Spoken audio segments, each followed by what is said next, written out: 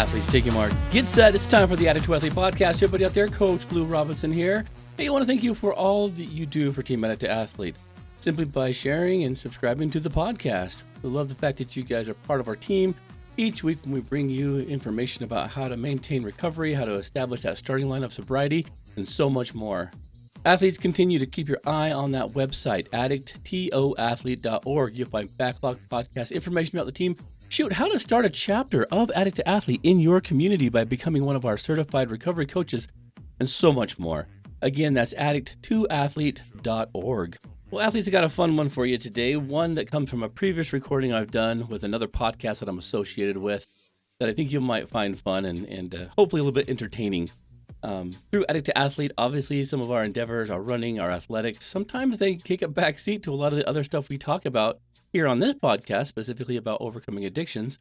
But I think it's always fun to kind of talk about some of the experiences we've had. Addict to Athlete has just finished this last weekend wrapping up a Top of Zion Ultra Relay, where 12 of us went down to southern Utah and ran 195 miles through heat and exhaustion and, day and night time swings and so much experiences and fun times that were had down there that got me thinking about I should probably post some stuff more about some of the recreational stuff that we do as well. I mean, Team Addict to Athlete, it's in the name, right? The athletic part of it. But I want to share with you an experience I had a couple years ago that turned out to be quite the memory that, man, running sometimes can be super hard. And so I want to share with you the rock and roll half marathon I did in Salt Lake City, the one and only time they brought it here. And I could tell you there's a reason why they don't do it here anymore. It was hard. It was all uphill. It was hot. And I learned a very valuable lesson about pacing yourself and about being able to maybe find the humor after the experience. And so, a little bit of a lighter podcast today, but one that I think is still just as fun. So no more babbling. Here's Coach Blu Robinson and his sidekick, Josh Hansen, co-host and host of the Party in the Back. And my gosh, was it a party.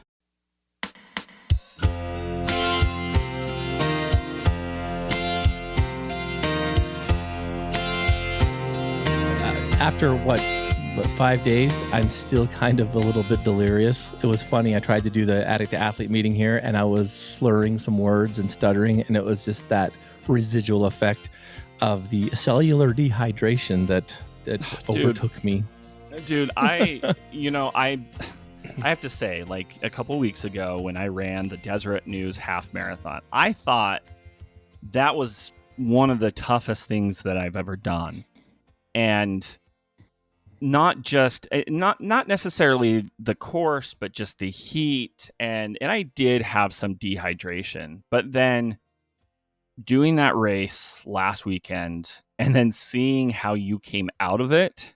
Oh, man. I guess I'm surprised that you are alive. Call the paramedics. Have them meet me with a gurney. Yeah, dude, I'm alive. Oh, and I feel bad, and we'll get into that part of the story because yeah, dude. Because I was talking to KP, who I did the whole race with, and when he kind of told me what had happened, I'm like, oh man, I feel bad now because dude, I was mad at you because you were just sitting there done. And oh my gosh, I didn't know the definition of what you meant by done, but yeah. Anyway, dude, we need to tell the whole context of this story, but before we do, first off, welcome to the Party in the Back. Let's go. So, let us do this. This is going to be, I don't know. We'll see how this turns out because I don't know the full story of Blu's experience running the Rock and Roll Salt Lake City half marathon. So it's a anyway, horror story. But before we even do that, we just want to say thank you to the Salt Lake City Marathon, which knows how to properly run around Salt Lake City, Utah. Yeah, they do. Yes, because you run down Capitol Hill. You don't run up. So I'm just going to put that out there. But anyway, guys, join us April 20th in 2024. I guess I don't need to really put the 2024 because we are past April 20th, 2023. Yep. But join us April 20th for the Salt Lake City Marathon, whether that's the marathon, the half marathon, the 10K, the 5K, the Kids K, or even the bike tour. Any of those races, you can join us. I have a code here for you. If you use the code JOSH24, that will get you 20% off any of those races. So that is good pretty much until race day. But let me tell you something. Prices will be going up November 8th. So you're gonna spend a little bit more. But the good thing is especially with the marathon, these prices are amazing. Especially if you're used to running a lot of these national races like rock and roll. Yep. Even races outside of Utah. The Salt Lake City Marathon right now, $80. See? So 20% off. Come run April 20th. And Blu and I are going to be doing the half marathon. I look at your eyes right now. Well, it just dawned on me that we're running on 420. So I mean, that in and of itself, I guess, could be something interesting. I guess it could. We'll. Oh, Josh. I mean, I'm going to need a Team lot Addict of athlete here. I need a lot of boostering after what happened. But I did register for that race and then regretted it the evening of the rock and roll half. But I'm slowly starting to rebound and understand the error of my thinking. So, well, yes. And again, it kind of goes back to the realization that the Salt Lake City Marathon runs down Capitol Hill. Yeah. And you know what? I've made a conscious effort after I started coming out of my delirium to check, because I'm like, oh hell no. Well, and when I saw the map, I'm like, okay, it's going to be a very therapeutic experience for me after what happened. Mm-hmm. Well, okay, so let's set the stage here, right? So we are talking about the rock and roll Salt Lake City half marathon, which just happened this past week. Happened April 19th. If you're listening to us, a week or two or a couple August months later. 19th. You mean? Yeah. What did I say? October? You said April, but I don't blame you. You're still delirious too. I am, and I have no excuse. Josh, it started on the 18th when I made the conscious effort to tell you guys, hey, I'm going to come pick all you guys up. And, I'll be the chauffeur. We'll party all the way up there. We'll have a great time. We synchronized our swatches up at the Salt Lake Marathon booth when I went up there and previously signed up for next year's run. And had a great time. And I was looking forward. I think strike one was when we're like, I wonder if we can recapture our Vegas moment. I've noticed now that no other rock and roll will ever hold weight to the Vegas. It just won't. No. And I've come to understand that now. Mm-hmm. Don't you think? Yeah. Like they're fun, but like the Vegas one has something unique about it. Well, you're running on the strip, right? And I would even say the only race that really has the true magic, like if you just want to experience just the magic of Vegas, it's the 10K. It's the 10K. Because every time I talk to other runners who've done the marathon or the half marathon in Vegas, they're like, yeah, the strip is the best part because you're running around like Naked City and city streets in the middle of the night, or when it's dark. Right. And so, I guess we don't really have that kind of iconic strip. I mean, I guess they could have ran us around Temple Square, but not the same effect. Naked City, Temple Square. Yeah. But that's the thing too, man, is like, I had some expectations, and that's okay. But I also was not prepared for what ensued. And so let's placate this. So, running the strip at night is awesome because you're running the strip at night, which means you can sleep in, you can have a lackadaisical approach up to the run. It's awesome. Dude, these early morning start times, as you've borne witness to me being late and not even showing up for some of these, I have this love-hate relationship, man. Either I can power nap for an hour or two, or I don't sleep at all.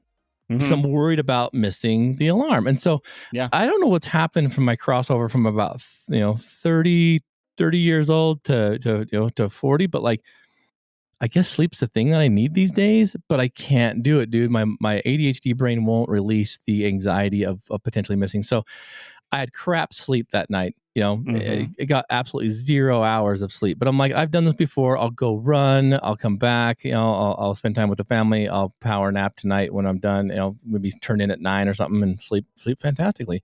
Not the case, Josh. 4 a.m.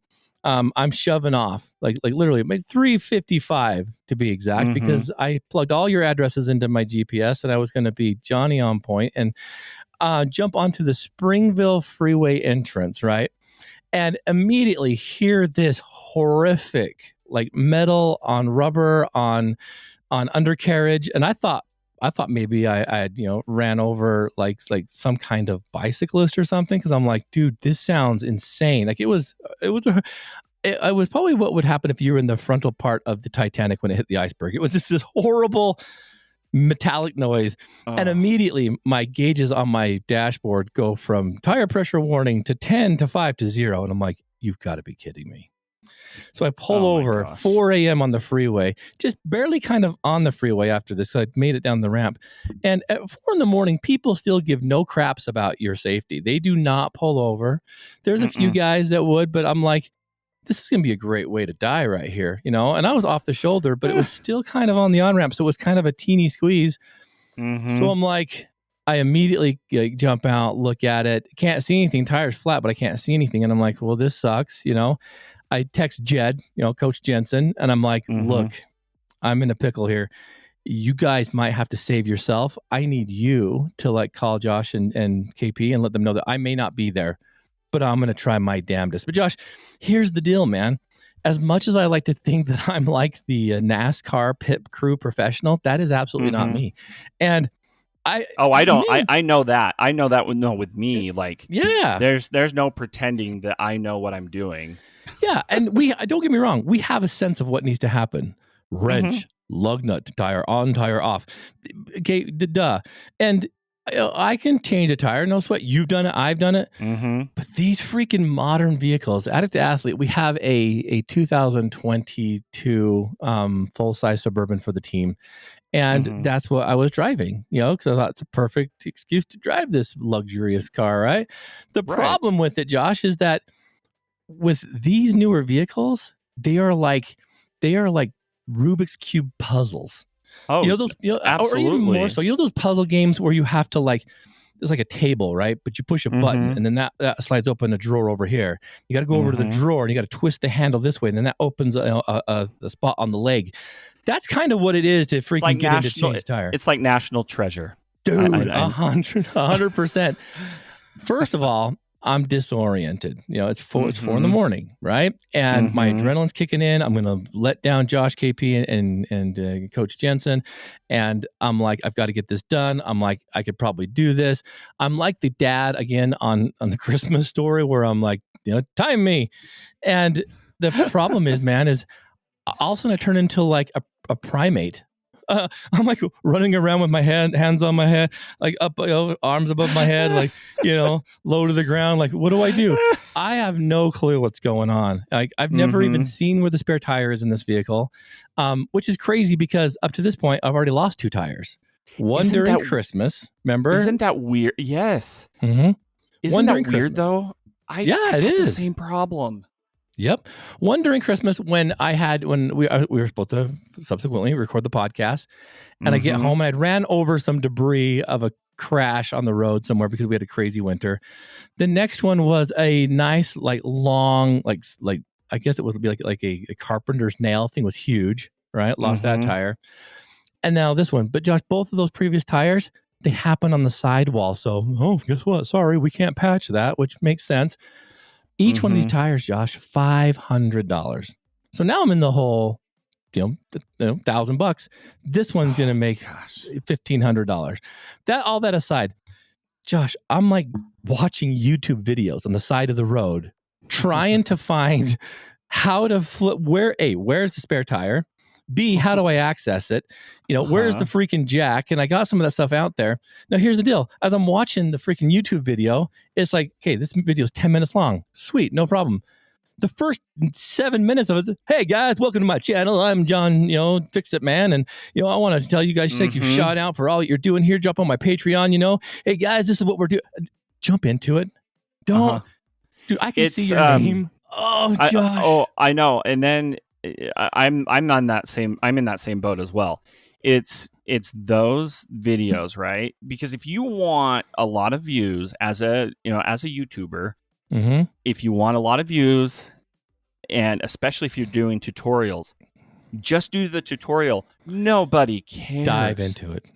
Nobody cares. And so and don't get me started about on the road. Hey guys, he said that probably 19 times. I'm like, what if there are women watching this that don't want to be called guys? Stop. Listen, your ADHD mind in that moment, I'm sure, was all over the place. It was. And I'm like, would you just stop? I know who you are. I picked your video. I saw your name. Okay. And so then you fast forward to try and get to the good stuff, but then you overshoot it. So you got to rewind it. The clock's ticking. So anyway, man, I'm like, screw this. So I try to find this thing called the driver's manual, because there's these books that come with your cars. If you crack them open, it has everything that is to know. Well, it's the Bible of your car. Yeah. So now I'm in like the index, and I'm like doing the Dewey Decimal System, trying to find out what page this flipping, tire changing thing is. I'm like, screw this. I'm a man. I can figure this out. I run back to the back. I start screwing these screws that make it look like it's on the bottom. So I'm thinking the tire's got to be under this. So I take all these screws out that are made to be removed. Okay. They're big plastic things. I pull it up. There's nothing but like heat shielding. I'm like, why would you be allowed to take this out if there's nothing under it? Right. So I get under the truck and I see that the tire's under the back. Okay. Well, that makes sense. How the flip? I got to go back to the manual and the video. So I'm reading a manual, looking at the video, and I find that there's the keyless entry in your car. I had no idea about this, Josh.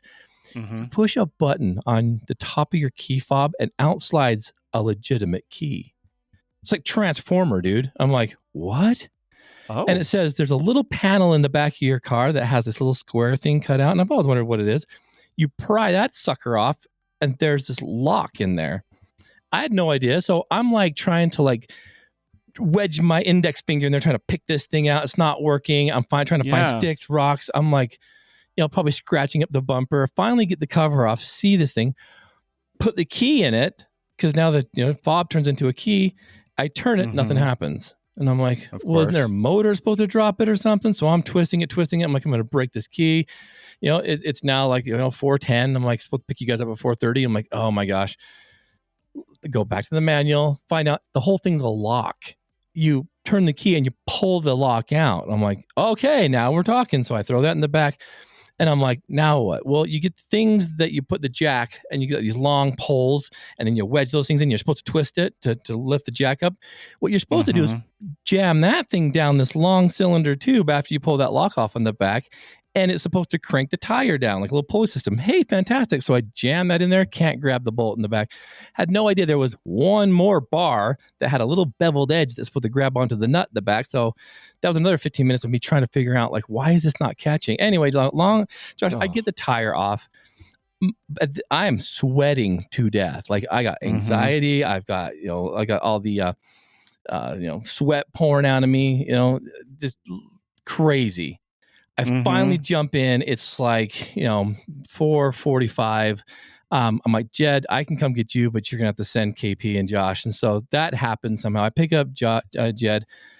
And then all of a sudden I'm starting to get hungry, because I'm like, I just burnt every calorie I had doing this, Yeah. We drive up to the starting line. Jed's like, hey, I think we can park at the Salt Palace. As we're driving past it, I'm like, okay. So we whip in there, not realizing that the Salt Palace is still a good, almost a mile away from the starting line. Had no clue.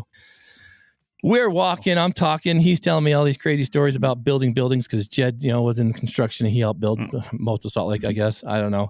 We bump into you guys, and I can finally breathe. I'm like, okay, everyone's here. This is good. And when I bumped into you guys, I'm telling you my story. KP was like, I could tell that you were frazzled, and that's probably taking it lightly. I was burnt, dude. I was out of calories. I'm like, remember they were handing out those waters, and I'm like, dude, I need water. But I remember I was starving. I'm like, well, there'll be something. And KP's like, well, there is a 7-Eleven on the course. So that became my pursuit, get to the 7-Eleven. Mm-hmm. Josh, let's tell the listeners a little bit about the first effing 6 miles of this run. Let's discuss this, the horrible decision that was the planning of this course. Okay, so we're at the start line. The good thing is that we actually started with the assisted athletes. Yeah, because half of us were pushing. We were pushing our athletes and everything, and so it was kind of nice being able to have like a 3 to 5 minute like head start, right? Yeah. Not that it really made a difference, but mentally we needed it. But okay, so when we signed up for this race, we signed up for it because it had a really good deal. This is the inaugural year, and it was like, I want to say it was like $45 for the half marathon. Yeah. Great deal, right? And I'm thinking, great, like just like we said, the Vegas one was fun. This should be fun, whatever. And I kind of knew, I think, going into it, they're probably not going to be doing a canyon run.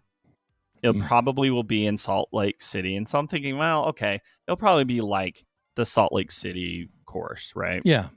Which is fine. You'll have fine. Some bands. It'll be different. And it's the Salt Lake course is a good challenging course. There's some hills, but I like the variety in courses. The problem is when we finally did get a course, I remember, I think I told pretty much everybody that I knew who signed up for it.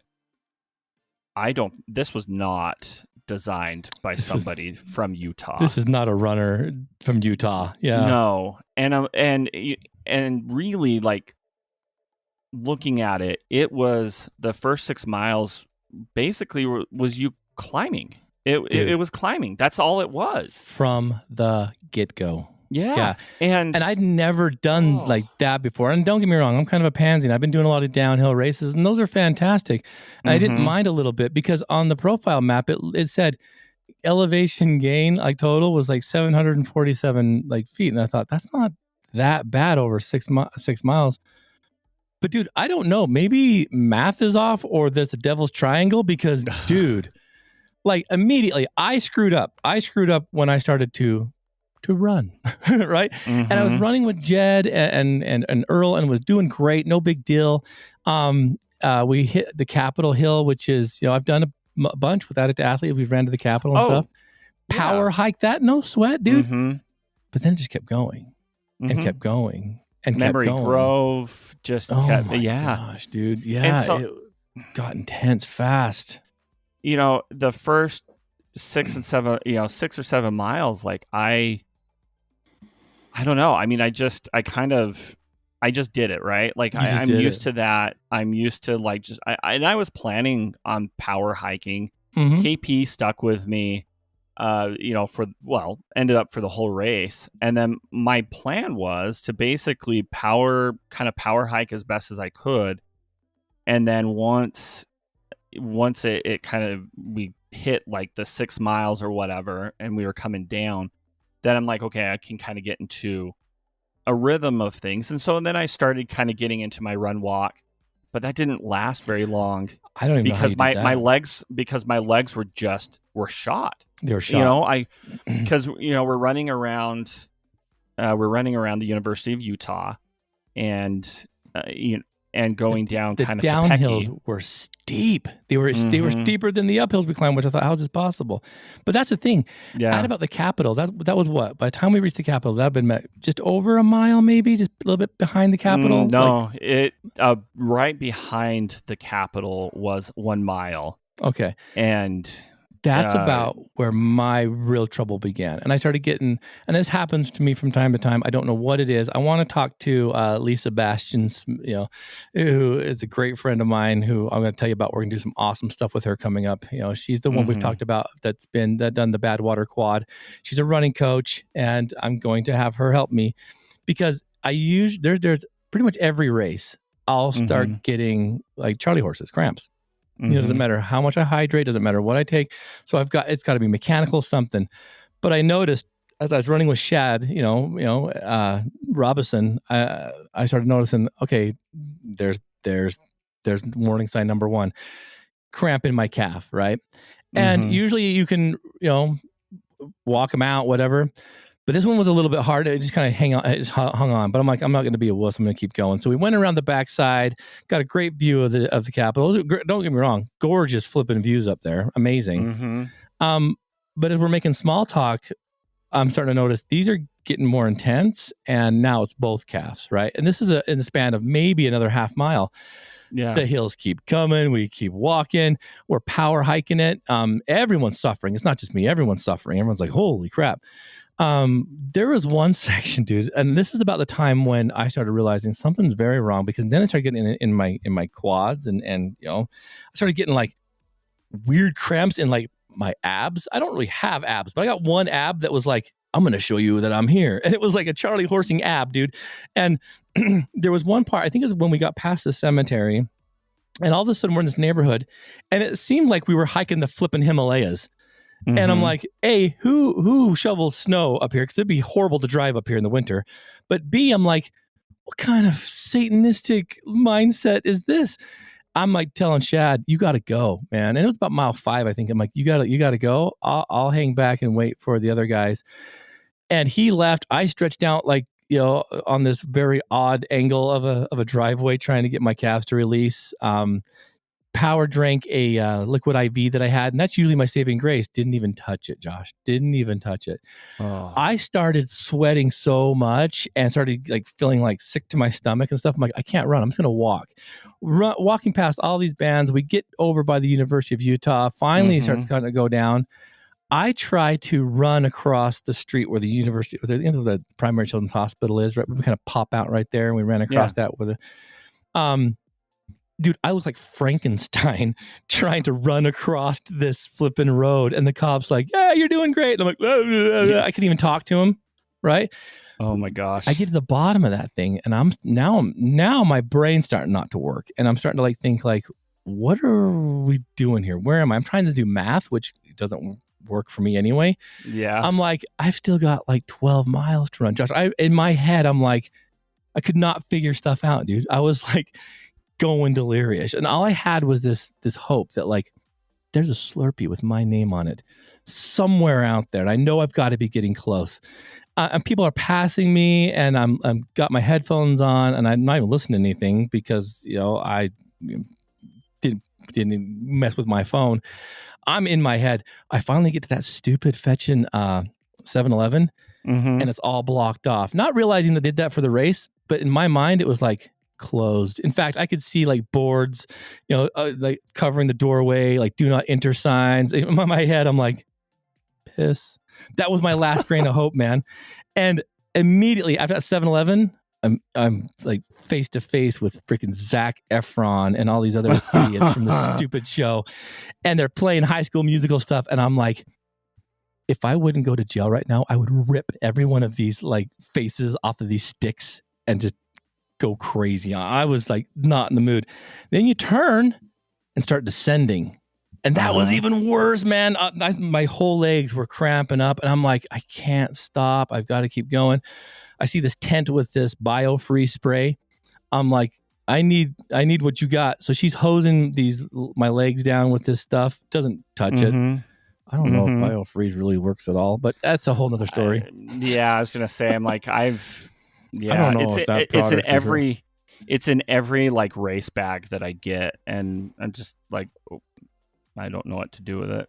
Then I noticed that they had these stupid little like Cliff Bar gel cubes, right? And I've had them before cycling, no big deal. Josh, there was zero food on this course, like nothing. And I was already starving, but at this point I thought my stomach was probably eating itself. So I tried to eat one of those little cubes. And each time I was chewing this cube, it was getting bigger in my mouth. Like it started growing in girth. And I'm like, I just spit it out because I'm like, I'm going to choke to death, man. This thing's not getting smaller. It's getting bigger. It was horrible, man. I get to the bottom of whatever hill this is. And I don't know. I thought it was like mile 8, but KP was like, you're closer to 9.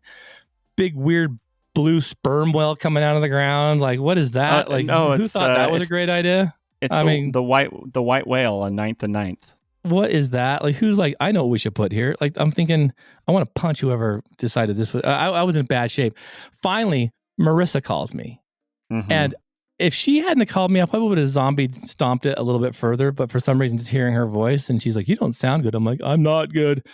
I gave up the ghost. This is the first time I've ever DNF'd a half marathon. But that wasn't the worst, Josh. I hobble over to this, like, under this tree, trying not to crap myself, because now I'm like, I'm going to puke and I'm going to do the other deed. And I'm shaking and I'm like, I wonder if that cop over there could flag down the sag wagon for me. The sag wagon pulls up like the meat wagon, right? And then I'm like, I should say something. But I'm internalizing what to do or to say. It drives away. I'm like, I'm all alone. Until this lovely homeless man comes waddling up next to me. That's okay. Did you see really? Did you see the guy that was sitting next to me? Yes, and oh, Josh. I mean, okay, so let's meet up here, okay? Yeah, where we this is intersected. where I saw you two. Yes. So basically, KP and I did the whole race together, like I said. We get to the U. I'm trying to get into some type of rhythm, right? That's not happening. And when we got to that 7-Eleven, I saw the barrier as well, but I'm like, I saw somebody coming out of it as well. So because there was nobody in the parking lot. There's one car in the parking lot. There was no cars when I went.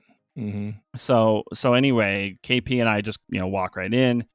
I get my Slurpee. I get one of the liquid death, canned waters. Yes. Oh, that would have been amazing. Yeah. And then we were off, right? And honestly, like I have, like, this past summer I've had some issues just with nutrition during half marathons and everything, kind of like what you're experiencing. And it's been hard because and maybe it is, moving into my 40s now, like digesting food during a run is extremely difficult for me. And so I was just hoping that this Slurpee, because I'm like, I needed the calories. I needed something on my stomach. But I'm just hoping, I'm like, okay, just don't get nauseous. Yeah. And thankfully, following up that Slurpee with the water helped that for me. And it worked. I mean, I wouldn't say it worked like a gem, because I still kind of had, bubble gut, but it was amazing. So, we're running, we're moving along and everything. And then we saw you over on 9th and 9th. I was like waving you guys down, and you were way on the other side of the universe, of that side of that road. Well, and me and the homeless guy were chilling, and I'm like, hey, you guys. So I feel like the dude from in the Goonies. Hey, you guys. I feel bad now because you flipped me off. You too? Well, was that what it was? Because part of it in my head, I'm thinking, it's just like when like someone has a chance to rescue someone, like you could have done anything, but like it's like when like the cop pulls up and the lady's getting held, like in the car or something, and he's like, "You guys have a good day now." Like that's what it felt like to me. Like, there goes my last chance of like survival. I might die right here. It's the funniest thing. Like, I can look back at it now and laugh. Oh no! Then, because in my mind, and I think maybe I can't speak for KP, but obviously he went along with me. But I remember we saw you and you yelled out like, "Yeah, I'm done, I'm done," and I'm thinking, "You jerk! Like, we're here at mile 9 and you're done already? Holy crap!" And you're not even coming over here to walk with us for a minute? Yeah. No, and so that's why I flipped you off. But I didn't know who that was with you. I was homeless guy goes. The homeless guy says to me, "Friends of yours?" I'm like, I thought so. That is hilarious. Holy crap. I mean, oh my gosh. Because, okay. And by the way, I feel like it needs to be noted. whenever I flip a friend or family off, absolutely, it is 100%. Started with grandma. I remember you telling me grandma used to do that. That's awesome. Yeah, my grandma. It's a term of endearment. Trust me, I know, but now I feel like bad because I'm like, but it was hilarious. At least we could have gone over there to because I think I wasn't done with my Slurpee. No, you both had them, and that's when I realized the devastation of my decision. Is because I'm like, and I think I said, you guys stopped. You're like, well, yeah. And I remember like, it was open. Like I think, but that's the thing, Josh. This homeless guy rolls up to me. I'm like on the verge, and I'm thinking, there's a cop sitting over there, but I'm gonna have diarrhea. Could I let this go in this planter box I'm sitting on with not getting arrested or being on the front page of the mail? I didn't want to be that what they call that the phantom pooper. I'm like, okay, I'll do something. I text Freya, and I'm like gibberishly trying to form sentences, and I'm like, can you come get me? And she's like, oh, we'll send Matt Crandall. Matt Crandall is a godsend. If it wasn't for this man, I'd probably still be there just crying. But I'm talking to this homeless man, like, Josh, he smells pretty homeless, and I'm catching it, and I'm like, it's coming up, and I'm like, dude, this is gonna be bad. He's telling me about some kind of like battle in a war and about Custer's last stand and how, and I'm like, probably a good 20 minutes of him just talking to me, and I'm not hearing anything because I'm like getting delusional, and I'm like, man, I am so sorry. I'm like, I've got to go find a porta potty. He's like, hey, there's one over there behind that gray building, and I'm like, dude, you are my hero. And I like scurry across because I know Matt's coming now. You guys have passed. I got to get away from homeless guy. But he's like, of course he knows where these things are. I mean, he knows where he's got at. a map. So I go over there, Josh. Oh no. Oh my gosh, man. And it's not a porta potty. It's coming. It's a porta potty. Okay. It's a porta potty, but it's on a construction site. And I'm thinking, oh, those are the worst. Those are the worst. Yeah. Again, how bad could this be? It's open. No one's using it. So I'm like, I'm in there. I open this door. It was a murder scene. There's a crime scene that had occurred in there. Like something bad, something wicked that way came. Like it was bad, Josh. Flies in there. Like, they were in there having a choir, these flies and like the smell. But at that point, it's who cares? It's coming. I jump in there. It's hotter than sin, right? And it smells that way. I jump in there. Lock the door. Flies immediately start like attacking me. Like, hey, what are you doing? This is ours. And let it go. And immediately I get the worst cramps again in my legs. You ever been sitting down and have cramps? Your legs automatically do something when you're sitting down, and it's springing forward, springing out. Yep. These legs of mine, and these cramps are coming hard. With the force of Almighty, I kick open the door because. Oh no. So now here's me like having the worst time of my life right on Lincoln Boulevard with everybody walking past and everything. And I'm like, you've got to be shitting me, right? And I can't lean over to close the door, Josh, because my legs are fully extended. Because you flung it wide open. Wide open, and my legs kick up, and I can't bend my legs down to regain the form. Did you ask for your new friend to help you? Dude, he was gone. I think he knew. I think I might have said I'll be right back, but never came back. So if he's still there, I'm sorry. By the grace of Almighty, the door somehow started to kind of rebound slowly back. I grab it real fast, lock it. Josh, dude, it was so bad. No toilet paper in there, nothing, right? But then I remembered in my bag, I have this thing called a body towel, which is amazing. You buy them at Target. They're like wet wipes, but once you unfold them, they're the size of a beach towel. So I'm like, oh, thank heavens. So I'm able to clean myself up enough. And then I come stumbling out, making sure the cops aren't there. Like, no, there's a crazy man in that. Oh my gosh, man. Finally, Matt comes and picks me up. Right. Oh Matt comes and gets me. He takes me back to the starting line. I go get the Suburban. I pick up Jed at the end. I didn't even see any of you guys. I'm like, I am done. We're driving on the freeway. But as we're driving to the freeway to go home, Jed starts telling me about all these stories and stuff. And everything he's saying is making me like physically sick. Like everything he's saying has some kind of connotation to something not good. And I'm like, we're on I-15. I pull over real fast. I'm like, you got to drive. And I get out and start puking my guts out. Just start puking. Like just just water, just like full on nothing. There's nothing in there. I haven't eaten anything. That happened until like probably about well through the evening. I finally got checked, and to make a long story short, I finally get checked out. Marissa's sister starts checking things out. It's a thing called cellular dehydration, and I was shot from the very beginning. I had no business even running that after what happened that morning. Cellular dehydration, Josh, it's where it's kind of complex, but if I'm going to kind of break this down a little bit, it's like your body kind of aims to maintain this balance of fluid inside your cells and inside your body, and they've got to kind of be at the same state. When you have cellular dehydration, you've lost all your body water, and then it starts pulling the water from the cells, and that's not a good thing. And you can't get fluids in as fast as you're sweating, vomiting, diarrheaing, and everything out. And so it takes a lot of like slow rehydration, some IVs and stuff. I lost 7 pounds on that run, Josh. 7 pounds of mine just gone. And it's taken me probably about 5 days to start feeling right, getting the sodium and electrolytes back up, because your body doesn't absorb it at that point. Because I drank a bunch of water when I finished, but it won't. You've done that before. Like, where it just sits in your stomach and it won't absorb because your body's in this weird kind of like freaking out mode. Let's just say, man, it was the worst. And so by the time all was said and done that night, I'm like, I swore off running. I'm like, I'm never running again. I'm never gonna be on the podcast again. Like, running's for demons and criminals, and and my brain fog, everything, dude. But I'm slowly regaining myself. But dude, Josh, all that happened in the span of like 8.5 miles.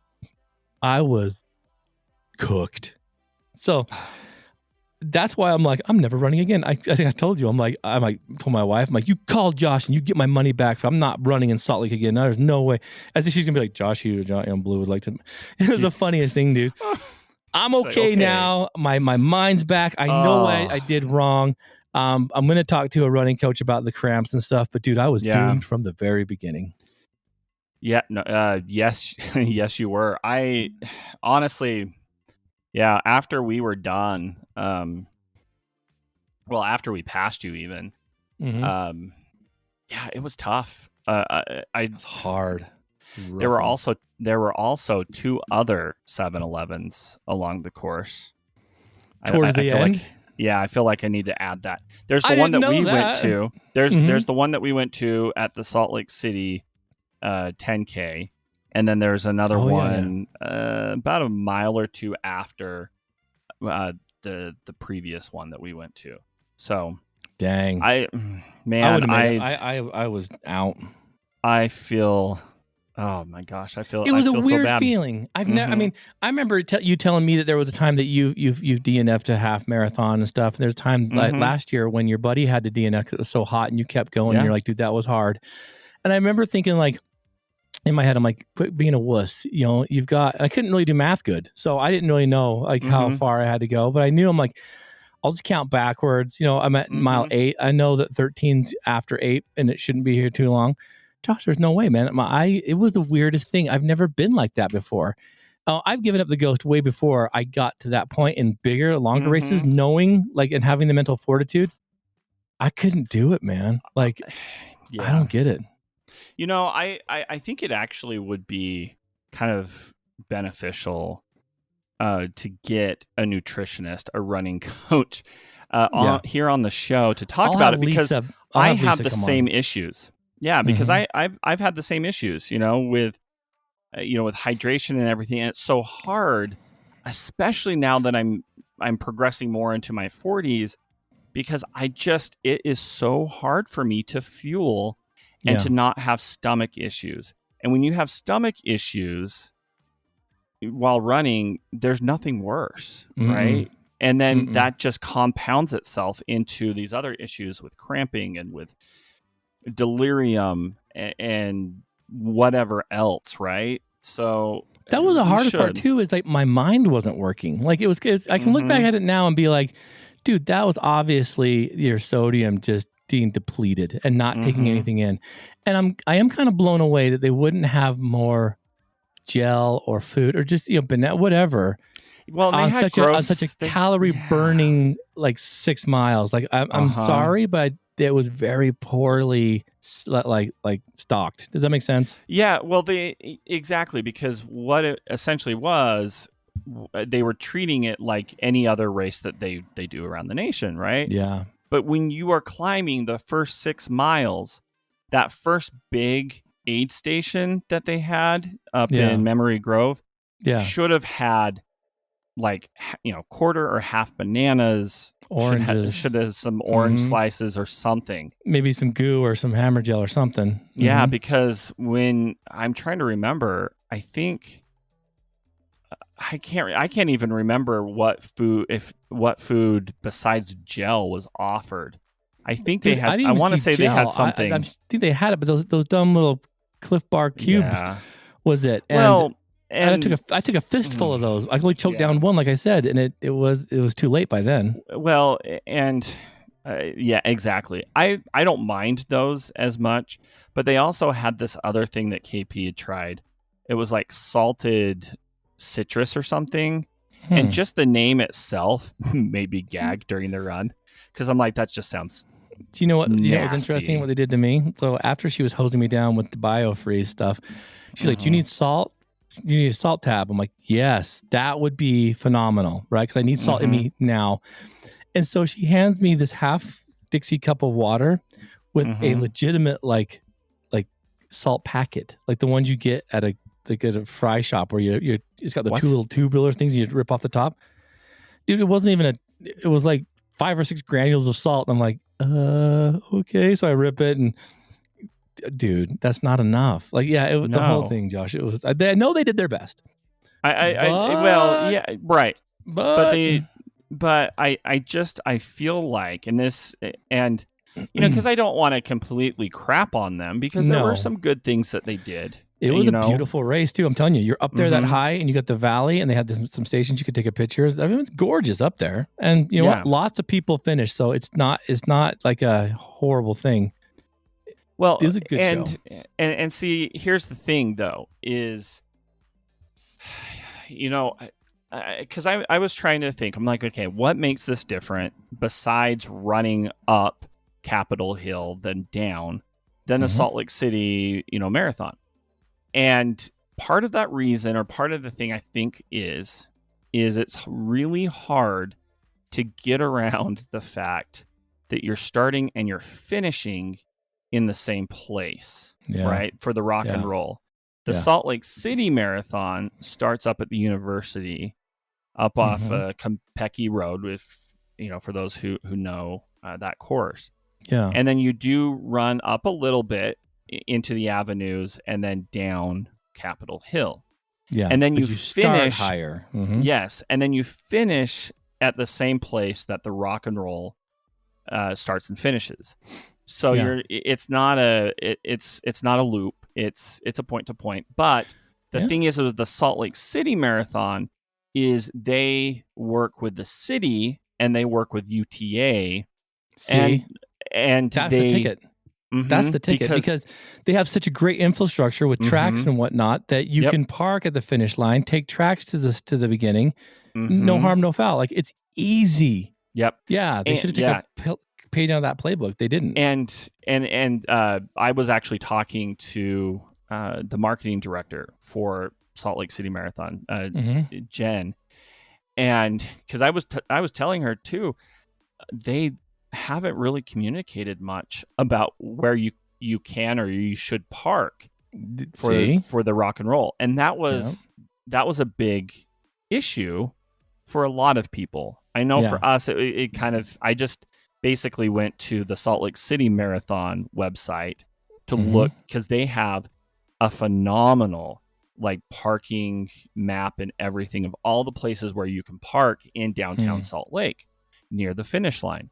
So, that was a great resource from the Salt Lake City Marathon, because there was just nothing there, and I think people felt that with this race. But I think what I took away from all this, though, is that I need a better pre-race routine. Right? I mean, there are some outliers you cannot plan for. I couldn't plan for picking up a half-inch crescent wrench, which is what I ran over. I didn't tell you that.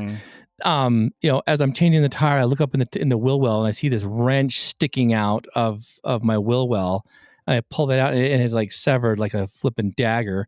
And so my only hope that day was that whoever left that on the hood of their car or on the roof or on the tailgate showed up to the job and couldn't get it done because they dropped their freaking wrench on the road. You can't plan for that kind of stuff, right?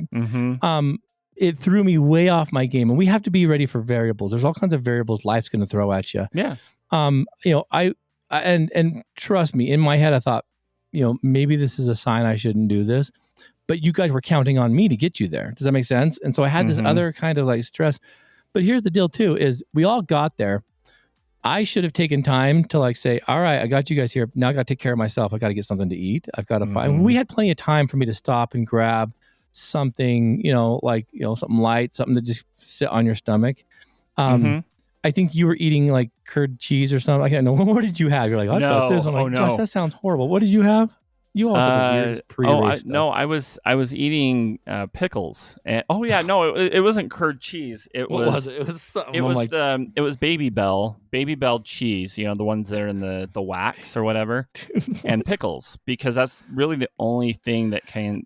I make fun of you, but you finished and I didn't. So does it make sense? But to me, like when you're, especially, and I should have recognized it, man, when you're like that, when you're not doing well, nothing sounds good either. Like you got to force feed yourself. And I am synonymous with not eating when my body's like, we're starving, And so I should have found something. So I can't placate that off on anybody else but my responsibility. So I've got to come up with a better pre-race schedule, even if it's just a half marathon like that.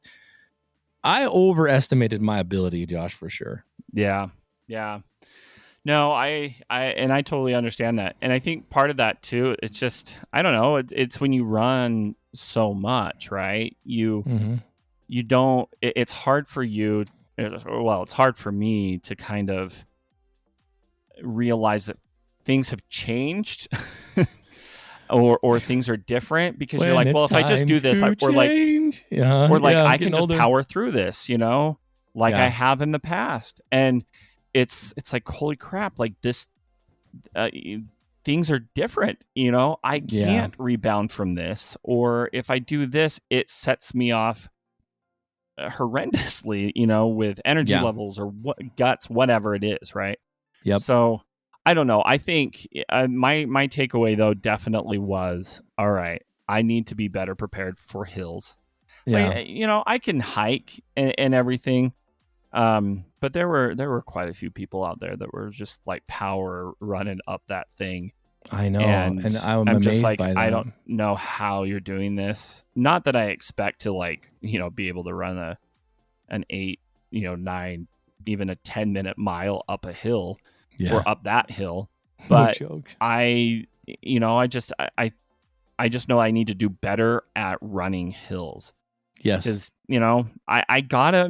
I got hill training in when I was living in Bountiful, just naturally, but living here in the Salt Lake Valley, in the flatlands, I don't get really any hills, and so.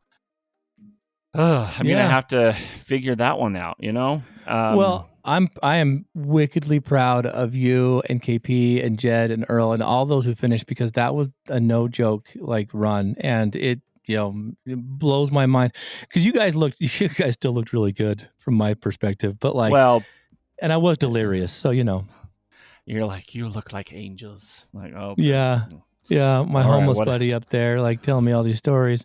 He saved my life, though. I'm like, I need to find a portable. Hey, you know what? And I'm like, okay. I had to make a deal with the devil to go in there, Josh. And I'm like, did KP tell you about our run-in with a homeless man? No. I mean, there were some funny things. Like, I thought I'm hallucinating when I saw Elvis running barefoot, but I guess that was a thing. I didn't hear about your encounter with the homeless. Well, he didn't talk to us, but we saw him after we left you, or maybe it was right before. I can't remember. Everything's a blur now. But we saw this dude that was kind of walking on the opposite end of the street, and he had this cape on, and he looked like a wizard. Like he You're pretty much looked like a Harry. wizard. And he was holding like this branch, or I don't know if it was a branch or if it was like a tree that he, that he got, but it looked like a staff, and he had jewelry in it. And he walks across the street, doesn't say anything. And because at first when we saw him, I thought, oh, this is awesome. He kind of looked like he was dressed as Death. And I'm like, that's really funny, at this point. If I would have seen that, Josh, I would have flipped out, man. It's coming. Yeah. It's here. But we realized, it's a homeless dude. Oh, okay. And then we're processing everything. We're like, and then KP and I are like, that was awesome. Dude, you didn't cast a spell on you or anything, huh? That's good. No. I told KP though, I'm like, I'm pretty sure though, if we bought jewelry from him, he would have cast it. It would have come with like a free, cast or something. I don't know, dude. I don't know, man. Give you a 1 XP. I probably would have made a deal with him too to get me across there. So I'm glad I didn't bump into him. That's my story, Josh. Like again, sorry for everyone out there wherever I was in downtown Salt Lake around the Lincoln Boulevard. I guess that's what road it is. That might have been exposed to something unpleasant. That was completely not my tendency or my desire, but. Hey, there's no modesty in running. Yeah, man. I'm the first one to say that. I mean, I have stories that I probably will never share here on the podcast. Dude. That who does that? Who kicks open the door of a porta potty because your cramps are so both legs? It wasn't just one, it was both of them, like instantaneous. Like I remember after running, I want to say it was like Provo City or Utah Valley. It was one of the Provo races, half marathons. And I did really well. Like I strong effort and everything. And I remember driving home from Provo to Bountiful, which is about a 45-minute drive.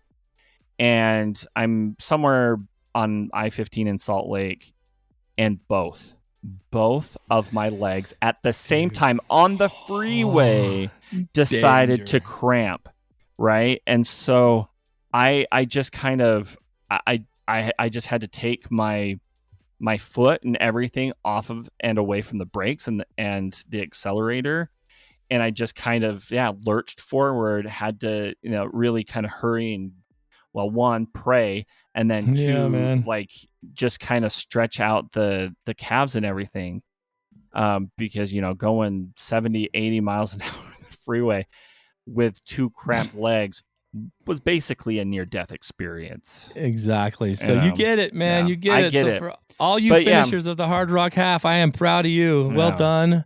I will not see you for year 2 if they have it. Not happening. I know. Honestly, like I thought about it, and I'm like, you know what? If I do this race again, it will be the 5K. Here. But then again, I'm like, at the same time, I just want to stick with Vegas. Yep. Yeah. Because there were, and there are, I don't know. Like I said, with my critique and that of the race and the race organization itself, needs a better, just needs an overall better course. Yeah. Yeah. Don't do that again. It needs to have better nutrition along the course, as noted. And oh man, it just it's just the hills. I just go back to those hills. But it was a tough course, and I'm glad that I was able to do it. I was just because we finished in about 4 hours because we basically just power walked the whole thing after trying to run. See, and I was amazed. Josh, for me, and I'll be honest with you, and I hate this. But when I hear there's a cutoff, my mind starts to work, and I'm like, I'd rather not know and just be disappointed at the end. Does it make sense? Than like, there's a cutoff here, because I would have finished no sweat. Like, if I could have kept that pace, but then I got that in my head and everything else. I'm like, I'm done. I can't do math good. So and that's the thing is when we were crossing the finish line, it was 4 hours. And I just remember thinking, holy crap, there are tons. There were tons. It was crowded. There were still a ton of people that were just walking it because of how tough it was. And so for that's me, rare. That's rare for a half marathon. Yeah, exactly. When you're walking, because there were about 4,000 entrants. So about 4,000 racers, and that shouldn't have.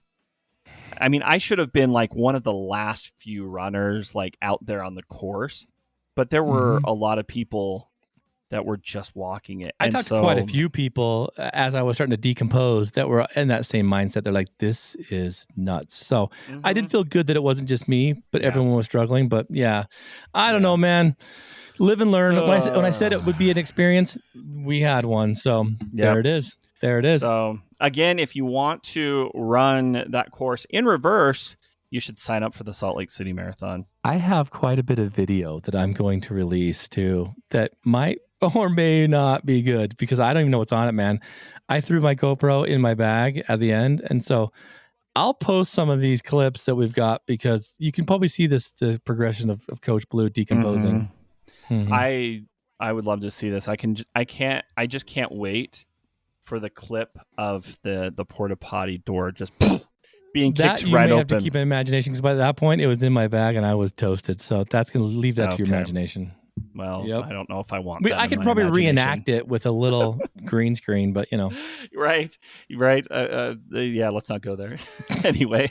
Let's throw in the towel, shall we? I think we shall. Anyway, guys, thank you so much for listening to the party in the back, or for this episode, the suffering in the back, whatever you want to call it. We do appreciate you listening to us each and every week. You can catch us on Fridays at thepartyintheback.com, on any social media platform, pretty much any of the major podcast players out there. We're there. Just find us. We're there. We love to talk about pretty much whatever is on our mind, our running experiences, and it's a party. I mean, you can't go wrong with that. So anyway, guys, thank you so much. Make sure to like and subscribe this episode and our social media platforms. Please do. But anything else you want to add there, Blu? Josh, just party on, brother. I'm right there with you.